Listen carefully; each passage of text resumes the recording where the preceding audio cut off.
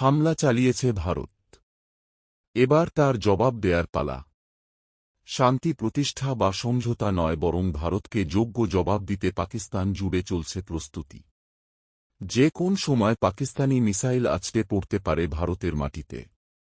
বেসামরিক স্থাপনা নয়, ভারতের সামরিক অবকাঠামো লক্ষ্য করে হামলা চালানো হবে বলে বার্তা দিয়েছে পাকিস্তান।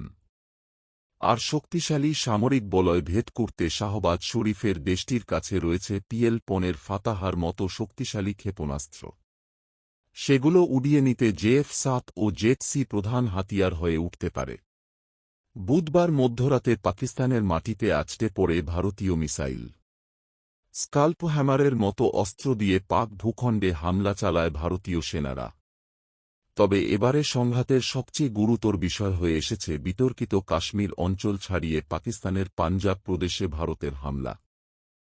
এর মাধ্যমে ভারত পাকিস্তানের সার্বভৌমত্ব লঙ্ঘন করেছে বলে জানিয়েছে শাহবাজ শরীফের সরকার।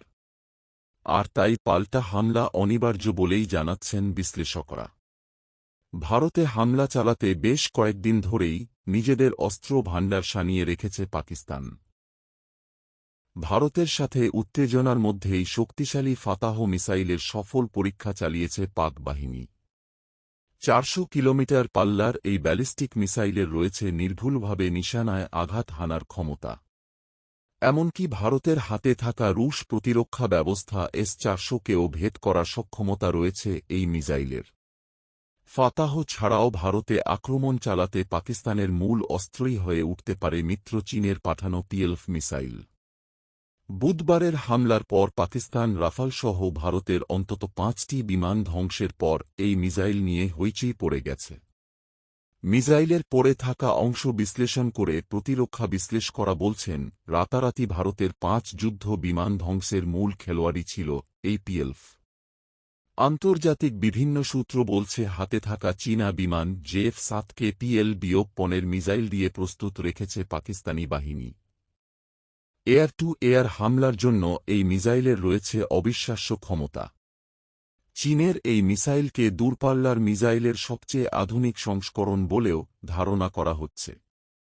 স্টেলথ বিমানের জন্য এই মিসাইল তৈরি করেছে শি জিনপিংয়ের সেনারা। গেল সপ্তাহেই পাকিস্তানি বাহিনী JF-17 থেকে PL-10 মিসাইল ছড়ার মহড়াও চালিয়েছে। ভারতের সাথে উত্তেজনা শুরুর সাথে সাথেই চীন থেকে এই মিসাইল পাঠানো হয়। বিশ্লেষকরা বলছেন, পাকিস্তানের কাছে PL-10 যে সংস্করণ রয়েছে তা শুধু চীন নিজের জন্য তৈরি করেছিল। সেই মিসাইলটি পাকিস্তানের হাতে তুলে দেয়ার একটাই উদ্দেশ্য, ভারতকে ঘুরিয়ে দেয়া। আর ভারতের 5 যুদ্ধবিমান বিধ্বস্ত করে সেই মিসাইলের অবিশ্বাস্য ক্ষমতা এখন ভারতীয় বাহিনীতে কাঁপন ধরিয়ে দিয়েছে। ভারতীয় রাফাল যুদ্ধবিমানের বহন করা মিটোর মিসাইলের চেয়ে বহু গুণ শক্তিশালী এবং ধ্বংসাত্মক এই মিসাইল। জম্মু কাশ্মীরের পেহেলগামে সন্ত্রাসী হামলার জন্য পাকিস্তানকে দায়ী করে দেশটির